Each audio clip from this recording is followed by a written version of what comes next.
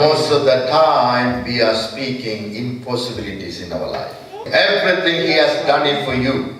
Everything is available for you even right now. If I believe that I must speak. Many times we said we are the believers, but we don't believe in the word of God. Most of the time we speak impossibilities in our life, others' life, towards our country, towards every situation that we hear. That is why our prayers are kind of begging prayers. Because we started to speak impossibilities already. We built the biggest mountain in front of us by speaking impossibilities. Now, standing with that biggest mountain, we think it cannot be moved. Still, we feel impossibilities. Then we beg God, please God, do something, move something for me. And I don't know, this is going to come upon me and crush me and destroy me. Do something. And we started to beg God. But what Jesus said when we are standing in front of the mountain, He said, look at the mountain and speak unto the mountain to remove. But we always talk about the mountain towards God. We are telling Him how impossible this mountain is. Because we think He's blind. So now we have to explain to Him how big this one is. God, it is impossible. Oh, too much for me to bear. It is destroying my life every single day. I don't know what to do. Please do something. Please help me. This is how our prayer is today. But God never asked us to pray in this way. He said, when you see the mountain, command the mountain to move. In Jesus' name. Amen. Speak to the mountain, He said. If you are believers, we must speak to the mountain. Hallelujah. Hallelujah. We must tell the problem to disappear in Jesus' name. Then definitely the mountain will move. When you come to me for prayer, that is what I do. I speak to the mountain in Jesus' name. They must move. That is why we receive a lot of testimonies. Hallelujah. Hallelujah. That is why the promises of God is very, very important in our life. Hallelujah. Hallelujah. Shall we read Proverbs 11:11? By the blessing of the upright, the city is exalted, but it is overthrown by the mouth of the wicked.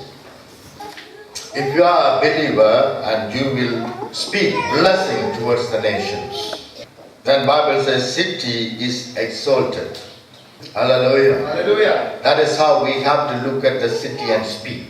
We shouldn't highlight the problem of the city, but we should speak what's supposed to happen in the city.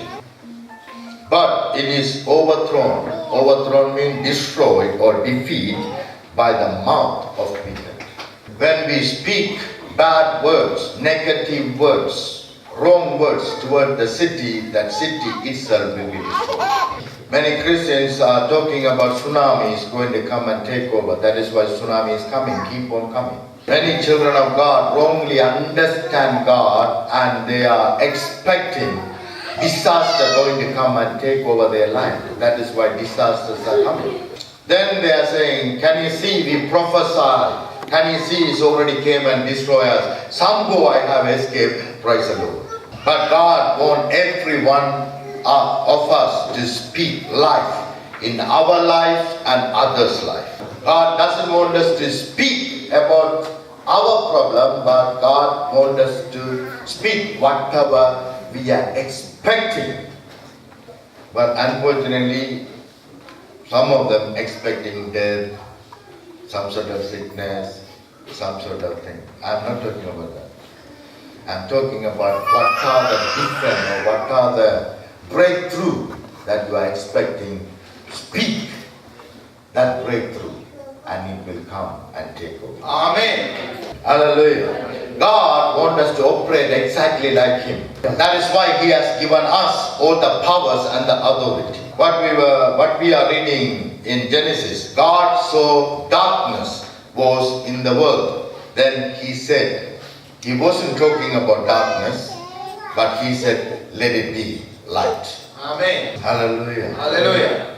He never talk about the darkness, how great it is, how dangerous it is. Even I couldn't see anybody. He's not talking about that. He said, whatever he's expecting, what's supposed to happen, he said, let it be light. And whatever he said, light came and taken over. Amen. Hallelujah. When we see the problem, we have to speak the solution, not about that problem. Amen. We have to make a decision from today onwards. We will never speak any negative word in our life and others' life. Amen. Another sister came and told Pastor, my husband is always gambling and we have got lakhs of crores of debt. He said, did you pray for him, sister? And what about, you would have told this story to many pastors and they would have prayed also. Yes, of course, they have prayed. And he said, then, why are you believing that when I pray we go? So, now he said, you have prayed, many pastors have prayed, but you are going everywhere telling my husband is bad, my husband is doing this, and I don't know what to do, which you shouldn't do. And he said, okay, before I say anything, okay, within which period you want this debt to disappear? Then pastor asked why. He said, has got a lot of problems. And he have to handle all the backload prayers and then only he going to come back to you. And why you want, after 1 year, God will solve your problem. And then she changed, okay, within 3 months. When he go in the morning, you get up and say, my husband has been blessed by God. When he go, blessed by God when he is coming. What happened? Within 3 months, all the many crores of debt has been disappeared. Amen.